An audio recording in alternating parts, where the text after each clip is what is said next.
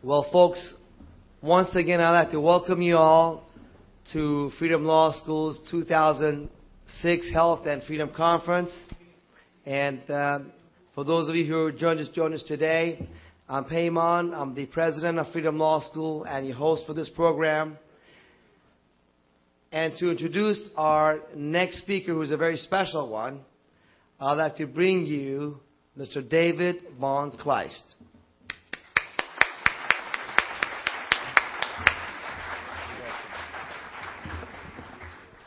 Well, thank you.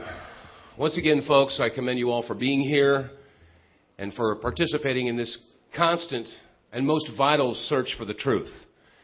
Now, what you're going to hear today is going to be very difficult. It's not only going to be difficult for you to hear, but it's very difficult for our presenter to present this information. Now, for those of you that have seen 9/11 in plain sight, you know how shocking some of this information is, and it's very difficult to assimilate and absorb on your first sitting. You're going to experience that again when you hear what our next presenter has to share with you. Now, I've met this man over the past 2 years. I've spent time with him. I've met his lovely wife, and this man has been through it. This man, if there ever was a definition of an American hero, this man is the embodiment of that definition. This gentleman, without any concern for himself, put his own life on the line and saved hundreds and hundreds of lives on September 11th. The gentleman that I have the deepest admiration and respect for. I wish him well because the path that he is on is very dangerous right now. They say that, what is it that they say? They say that there will come a time when telling the truth is a revolutionary act.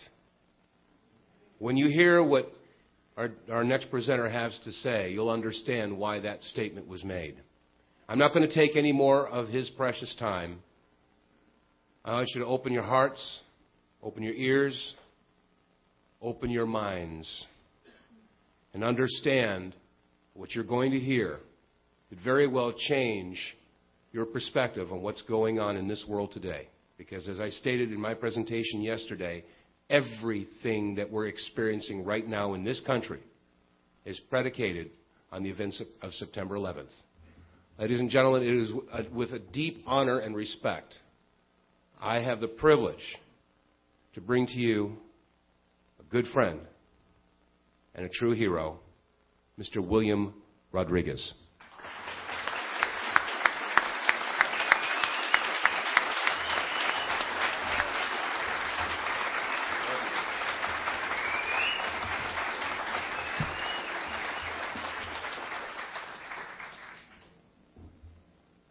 You're very tall. You're very short.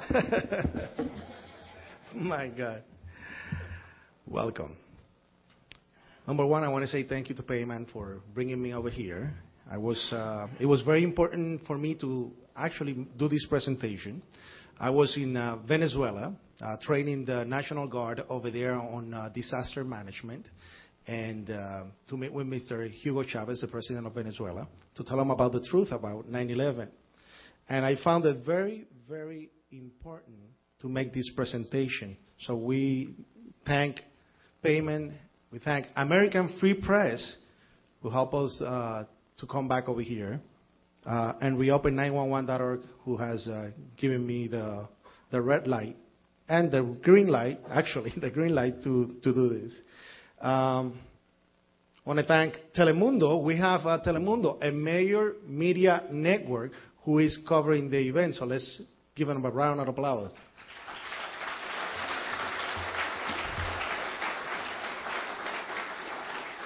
It's not very often that you get a major media network to cover these kind of presentations or events, so this is very important. This is going to be shown probably tomorrow at 11 p.m.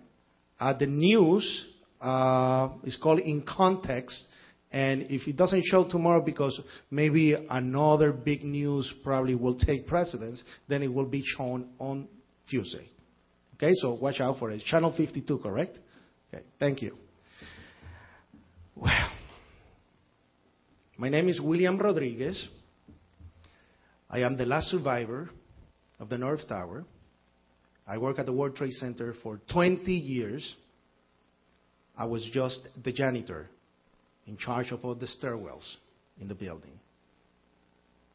My duties was to clean the stairwells. And on 9/11, of course, my life totally changed. I was recognized at the White House for those efforts. Now, but I want to talk a little bit about the 9/11 Commission. The 9/11 Commission is a book of 576 pages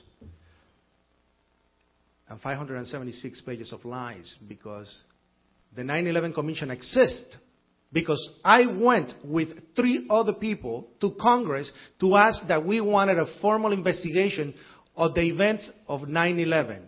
And you may remember that the president said, we don't need an investigation, we know who did it. That was the wrong thing to say to the families. We had the right, and we wanted to know. So we pressed for an investigation. They didn't want it. So we used a technique that they have used against a lot of the people with the excuse of the war. We put widows. We put wives. We put fathers that love their loved ones on every television show and every news network to ask for an investigation. And they couldn't handle the emotional toll that will create on the American public. So we got the investigation. I testified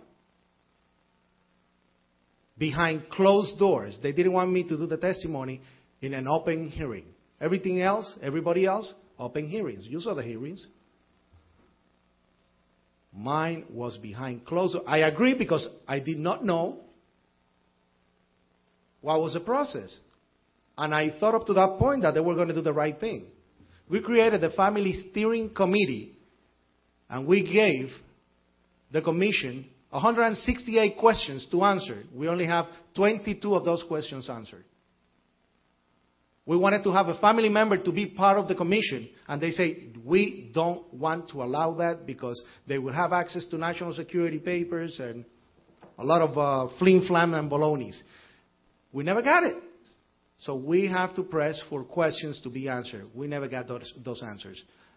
Up to that point, we thought that they were going to do the right thing. The final report shows up. What a surprise. My whole testimony was omitted. It doesn't appear. 27 people that I gave them to interrogate, they didn't call, not even one of them. Now the families are angry. They finish their report, and that's when the whole fight starts. Recognized at the White House, I was being trained for politics because they wanted to use the image. I'm in the news in New York almost every week as a leader of the families. So they saw an opportunity to have a political ally and to use the pointing the finger to the IRS. And then I went over to Hillary Clinton and say, Mrs. Clinton, I'm going to make a protest in front of the federal building in Lower Manhattan. and I will put 5,000 people. And she said, don't do that. Don't.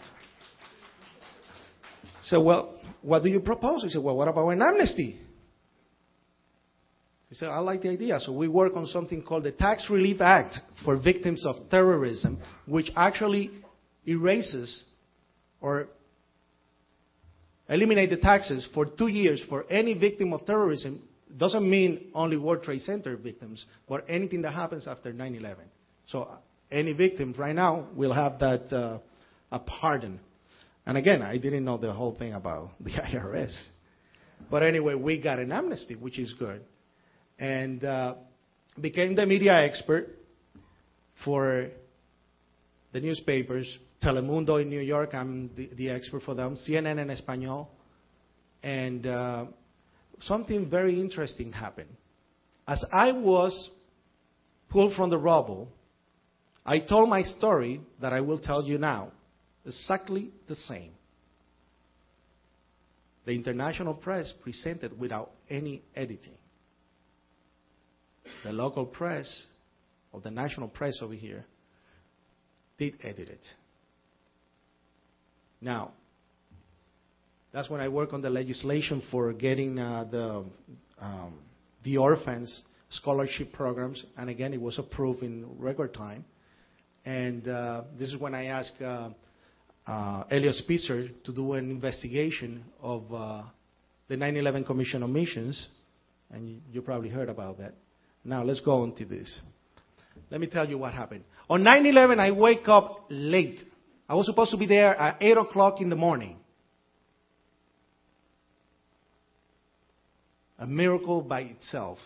Because every morning I will go and have breakfast at Windows of the World, which was a restaurant that was located on the last floor of the North Tower. So all those people that died over there were my friends. I came in at 8:30 in the morning, and I told my supervisor, I'm on the way. He said, make it, because we don't have nobody else wants to do your routine. You know what it's to do 110 floors of stairs? Nobody wanted to do it. They will do it, and they will be trembling for 2 days. Their knees, yeah. So I made it, and the office was located on the B1 level. We have 6 sub-levels at the World Trade Center. B1, B2, all the way down to B6. Our support office was on B1. Now, Building 1, North Tower, and the South Tower connected through the basement. As I'm talking to the supervisors, F-46, we hear, boom! Huge explosion. It was so hard that pushed us upwards from the floor. We went up. All the walls cracked. The false ceiling completely fell down. The sprinkler system got activated. And there was screaming all over. And at that moment, I thought that it was a generator that blew up on the B2 level, because we had the mechanical room with all the pumps, all the electrical power for the building was located in there. So it made not only sense, but remember, I was in the building for 20 years. I could tell the difference of something coming from the bottom and something coming from the top. So when I went to verbalize that something blew up probably in the mechanical room, we hear, pa! All the way on the top. The impact of the plane. 2 different events. There was an explosion in the basement prior to the tower being hit by a plane. Now, don't take my word for it. Anything that I'm going to tell you right now is out there. Because we said it on 9/11. Not only me, the firemen, first responders, and victims that came out of the building. Now, we hear that impact on the top, and everybody started screaming. There are 14 people in general in the office, and all of a sudden we hear a person coming like this with the hands extended saying, explosion, explosion. And when I looked at him, he has all the skin pulled from under his armpits all the way to the top of the fingertips, and it was hanging like it was a piece of glove. When you take off a glove and let it hang, exactly like that. I thought it was clothing. when I realized it was his skin. When I finally looked at his face, he got missing parts on his face. I said, what happened? He was in shock. He said, the elevators. I said, I don't understand. So I went to pick up, don't move, I went to pick up the phone to call the EMS unit that was located on the South Tower. And when I go to pick up the phone, another explosion on the top, and the walls cracked more, and everything started to shake. So I said, we got to get out, we got to get out. I took the guy, it was a black guy named Felipe David. That's Felipe. And I let everybody out. We went out through the loading dock. We get outside. There's an ambulance coming over. We stopped the ambulance. I put Mr. Felipe David, a guy from Bolivia, who was on the B2 level. He was in charge of filling up the machines with water in the building, the vending machines, and with sodas. And as he was in his room, in his closet, he said there was fire. And he put his hands to cover his face because of the huge explosion. And that's how he made it. He tried to make it through the elevator, and he couldn't make it. So he went up the stairwells, one flight up, and that's how he went to my office. So I took him out, put him in the ambulance. He goes into a coma in the ambulance. There's one, I hear for the first time, a plane hit the building, a plane hit the building. A security guard was standing right next to me with a radio. And that's when I look up for the first time, and I see the debris coming down, the fire. But from the angle of vision that I had, because I was right at the corner of the base of the building, you couldn't see the antenna. So I went crazy. I said, we got to go up, because I thought right away of the people from Windows of the World. He said, we got to go up, we got to go up. And those 14 people that I took out, they started, no, you stay here. My supervisor, a guy 3 times my size, weightlifter, was Rodriguez, you're not going in there. You stay here. He said, no, we're going in. No, you stay here. So I took the radio from the security guard, who I knew, and I ran inside the building through the loading dock, down the hill, went inside, and there was water all over. Now, water all over on the basement. How come there wasn't water on the top floors? Again, an explosion on the basement. Now, I get to the South Tower because after the 1993 bombing, they created something called the OCC, of the Operation Control Center, on the South Tower. They spent $153 million to retrofit the building. And so I wanted to tell them that I had a person that was wounded outside the building. So when I get there, there's nobody in the office. I'm hitting the bulletproof window. Nobody answers. I found a guy called Jimmy Barrett that worked for the maintenance company, who was on the lower basement from the South Tower, who did not know what was going on. He was, what's happening? And I told him what I heard and what I heard on the radio. And he couldn't believe it. So that gives you an idea of how many people probably died on the sub-levels without knowing ever what was going on. Now, I told him, you got to get out. There was a lady at the entrance to the Marriott Hotel on the basement that heard the whole thing, but did not dare to leave her post because she was a new worker and she was afraid that she was going to be fired.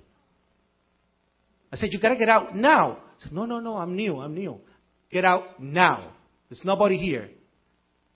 As I left the South Tower, I ran again towards the North Tower. When I get to the North Tower, you know how the freight elevators are? That it has, it's not a regular roof, it's just a mesh. That's exactly because all the water was going very easily in. So I said, God, please help me. I was not a spiritual person. I was not. And at that moment, I found in an area that was supposed to be clean of any construction debris, a huge metal pipe. I took that pipe, put it against the door, forced the door open, and when it opened up, the doors open this way, because it's a freight elevator.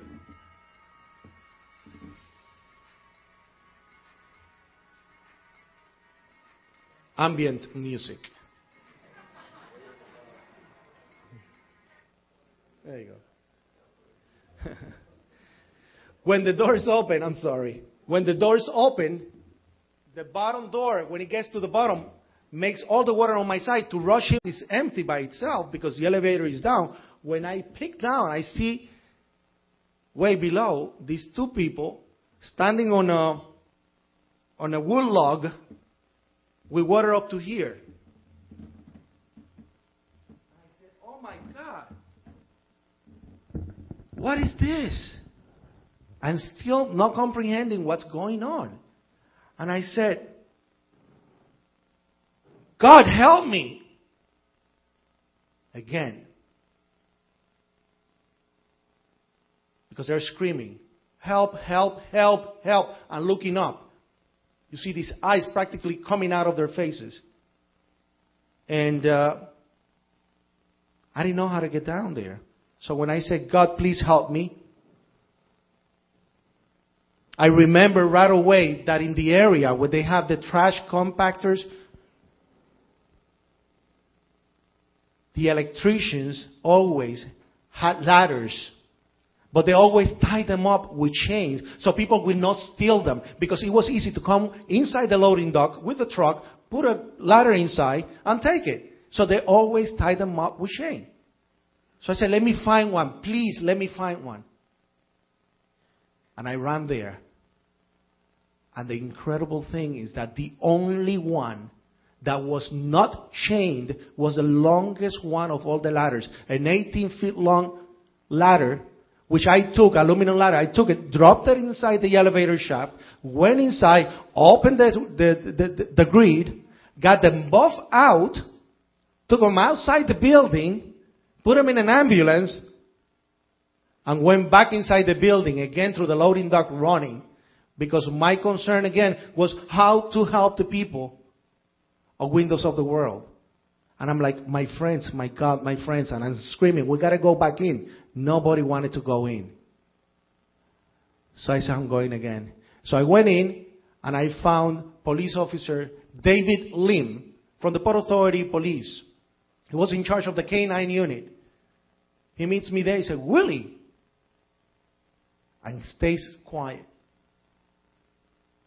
I said, what's going on? He said, I don't know.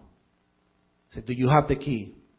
I said, yes. He meant, did I have the key, the master key? There were only 5 master keys in the building. The people with the other 4 were trained on egress, escape, rescue efforts, and they were the first one to run out. Yeah. I was just a janitor. And the reason that I had that key was because I sued the Port Authority in 1997 because I fell down the stairwells and they couldn't find me for like 3 hours. And I won the arbitration and they had to give me the key. And that key opened the whole complex. So of course the Port Authority police knew, because it was a high security level key, that I had it. So I said, let's go. We get to the lobby. Now, all the firemen are there waiting with something called the fire access key, which is a key that they put in any elevator. And if the elevator is up, we'll go down. If it's down, it will go up to pick them up. So they're there waiting for the elevator. I said, forget about the elevator. There's no elevator. Follow me. I know the best way. And I have the key to the stairwells. Follow me. So this whole unit, ladder 6, follows me as we start going up the stairwells.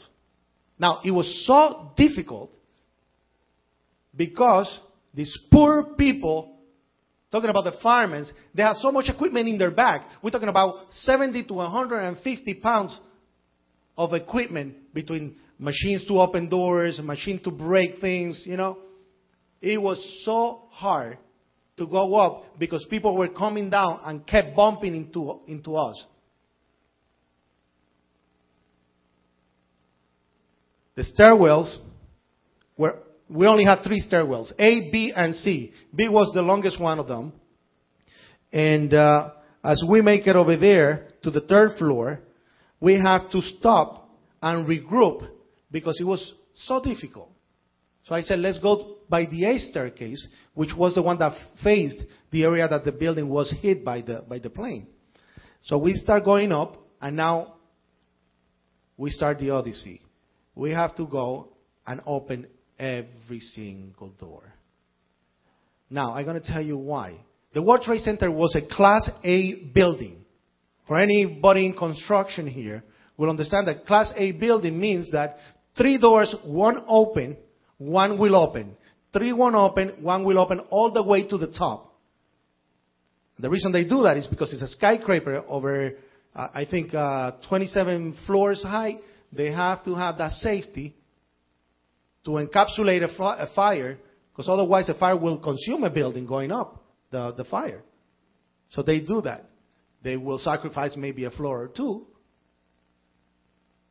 but everybody else will be safe. So that's why opening those doors was crucial. I want to show you these are the stairwells. It's not big. Look at that. No re-entry. Next re-entry, 43 and 39 floor. Huh. The problem was that the World Trade Center was such a tall building, a city within a city, that a lot of people, the turnaround was constant.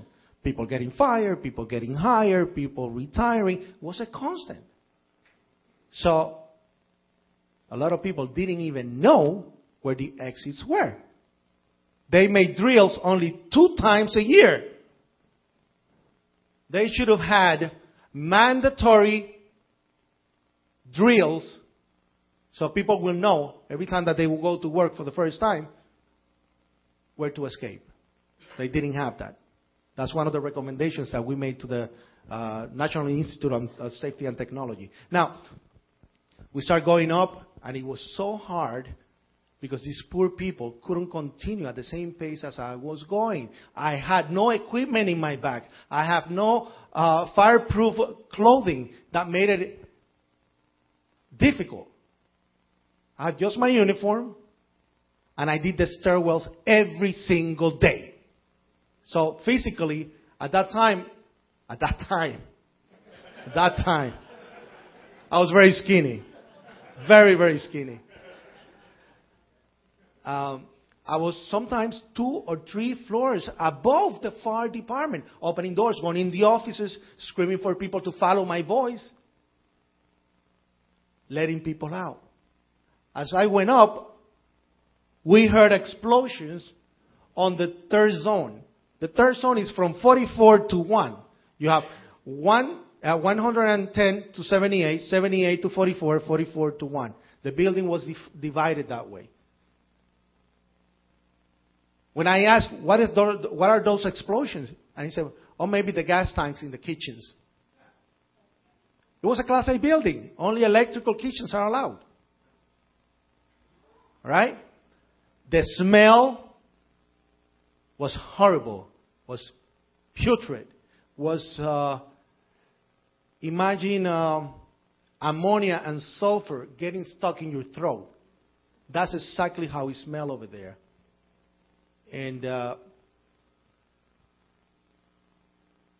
shocking moment was that a person comes down and said, we have a person on a wheelchair on the 27th floor that cannot breathe.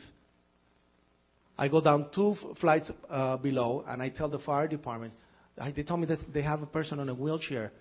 What can we do? He said, don't worry, we'll make it there. And he explained, we always leave the handicaps for the last. So they didn't have power. They just took their jackets, their equipment, they dropped it on the floor. And I remember that some of them even took their boots, and they laid down. And it was so sad just to see that. And David Lim tells me, the police officer, Willie, do you know this floor? I say, yeah. I say, where can we get water? He said, well, there's a machine, a vending machine on the other side. So let's go.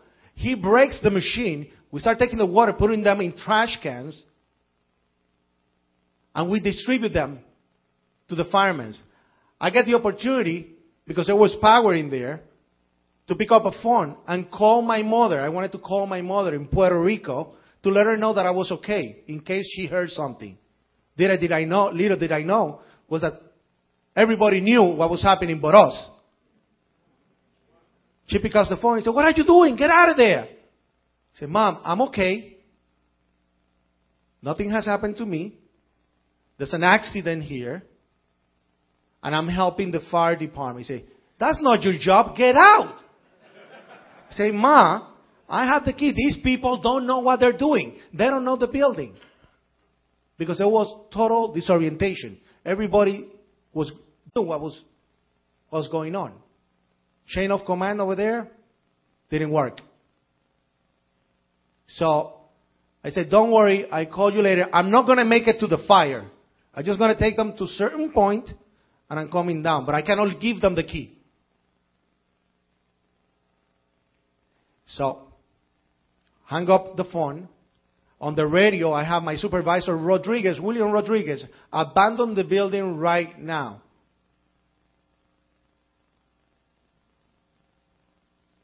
I continue.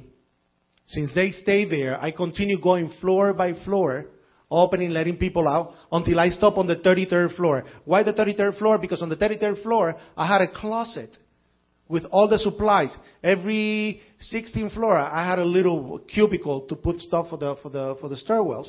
And there I have like the paper masks that I use for the cleaning. So I wanted to give those paper masks to the people coming down the stairwell.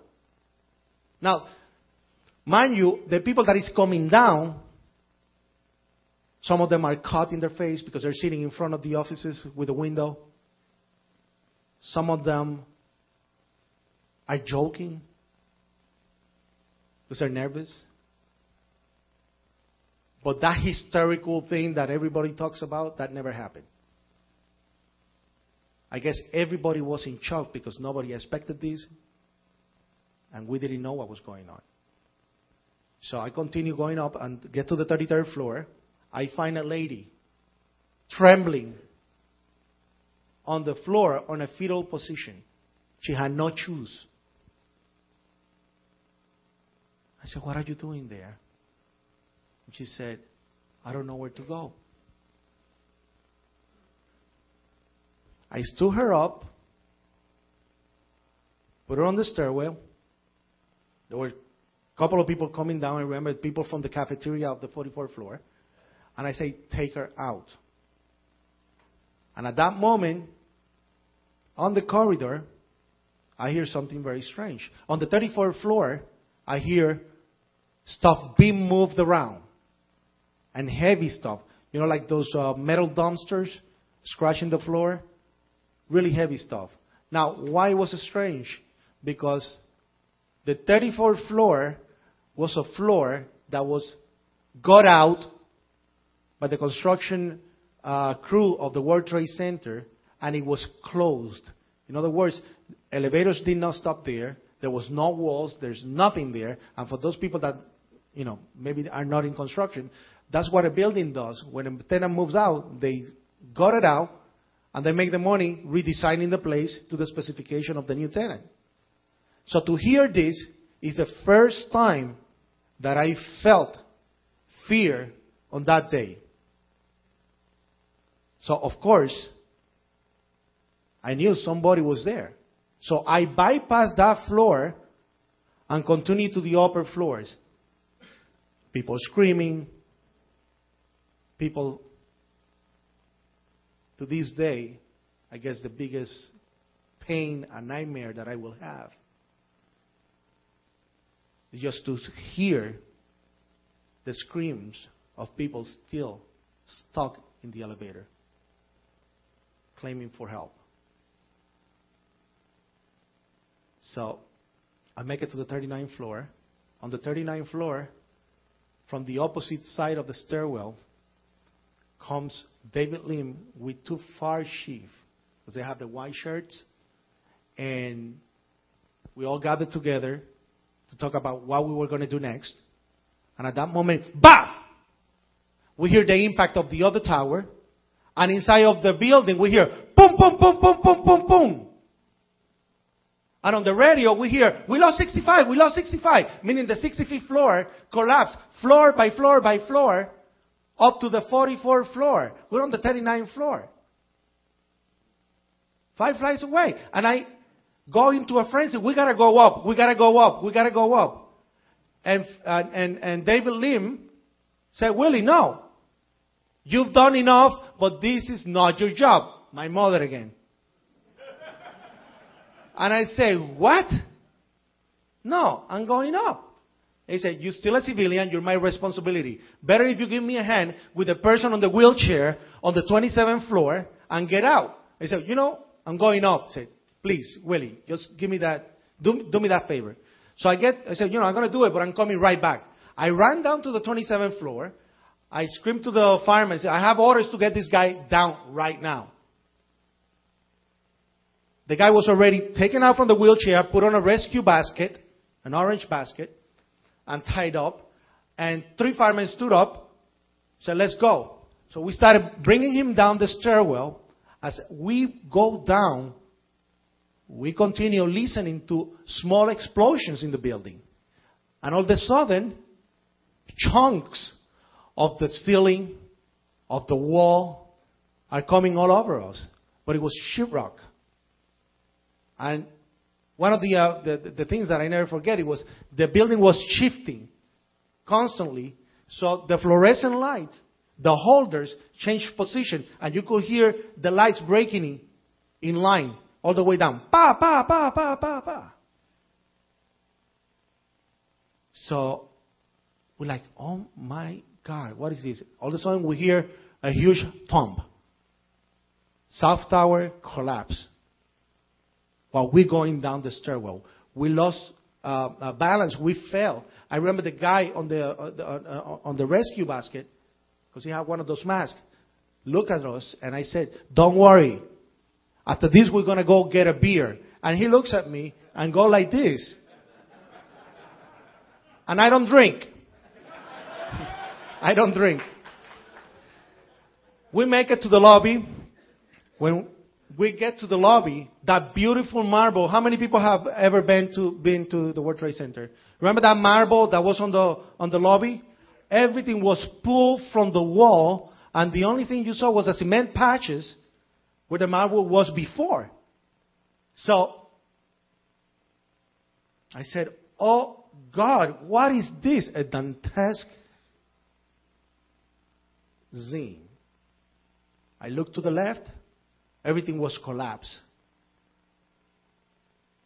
The doors of the freight elevators and the passengers elevators on the lobby were open this way. Meaning something happened from the bottom and kicked the doors open from the bottom up like this. I said, again, God, what's going on? One of the firemen, his name was Regenhard, looks at me and said, set up the ambulance.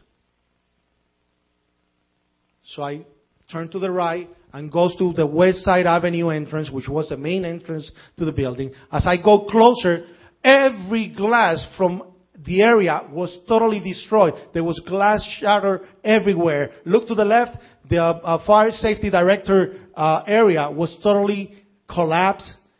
And I'm in shock again. I get to the front where the cubicle, not the cubicle, the revolving door was. There was no revolving door, just the empty space. I get to the front, right on top of me. And you could hear the whole thing coming down. Boom, boom, boom.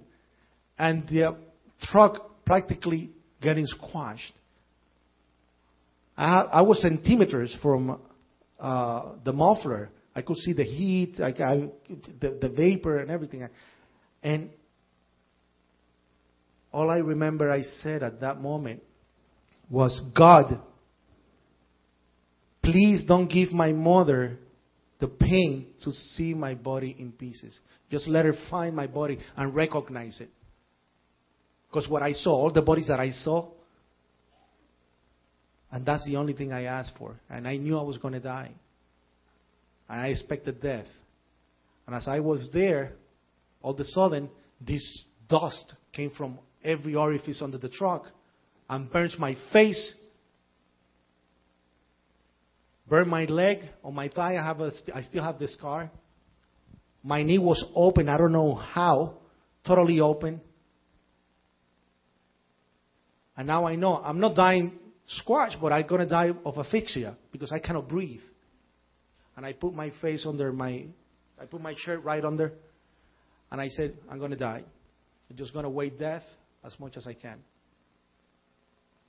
I was a magician for 30 years.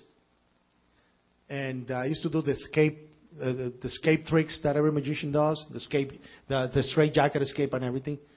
So, we always thought that you have to relax, you have to contain your breathing, and that's what I was trying to do. Locally, CNN and Globovision from Brazil were filming from the World Financial Center side, and they said the last person came out right there. And they pointed the area where the rescue effort started. And that's how I was saved that day. Now, they put me out in the middle of the river. That dust did not disperse for hours. That cloud.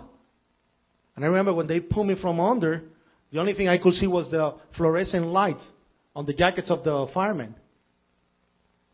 And a flashlight, and a guy screaming, this way, this way. And then I saw the word ambulance backwards.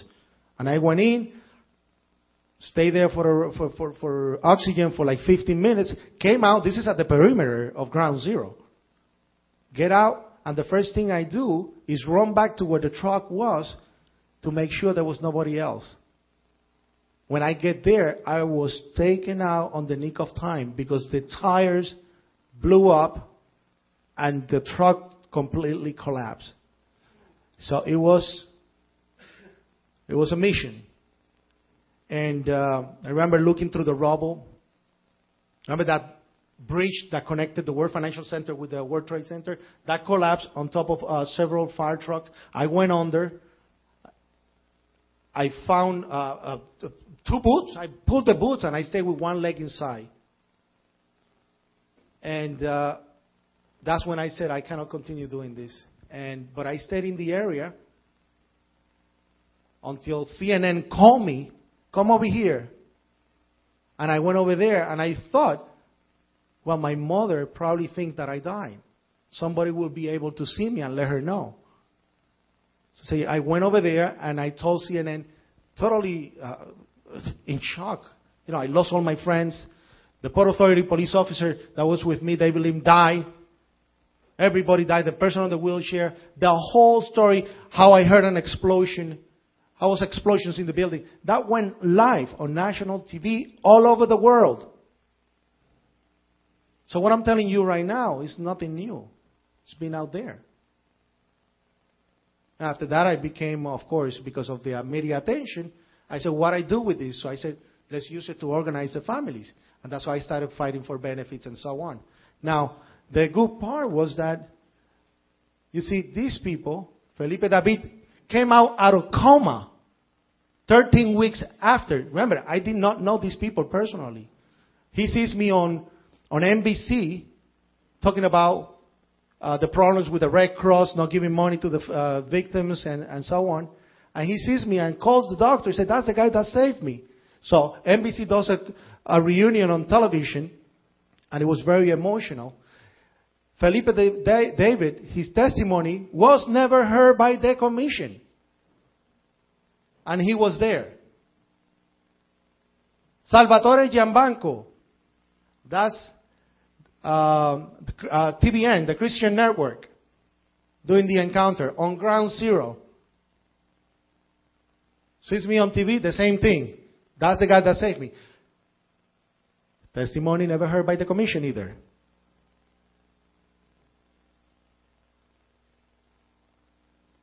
David Lim survived under the rubble. He was made sergeant after that. He lost his dog. And this is the encounter for Telemundo in New York. So my story started to be validated constantly within months by all these people that were there.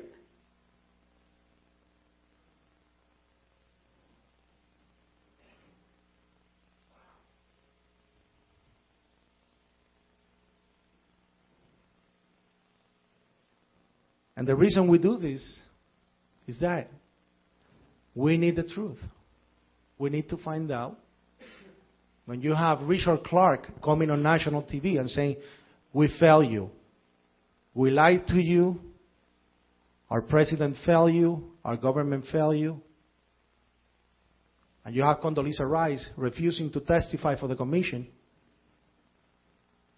It made it more important to find out the truth. And that's why we do this. We owe this to the victims. I lost 200 friends. 200 friends I'm never going to see again. You know the emotional inventory that you have to go daily. It's like your whole family is wiped out. So I have to be the voice for those people that don't have the opportunity to talk for themselves, to claim for justice. And that's why I'm going all over the world. Because if here they don't want to listen, they're listening out there. And they're doing the right thing out there.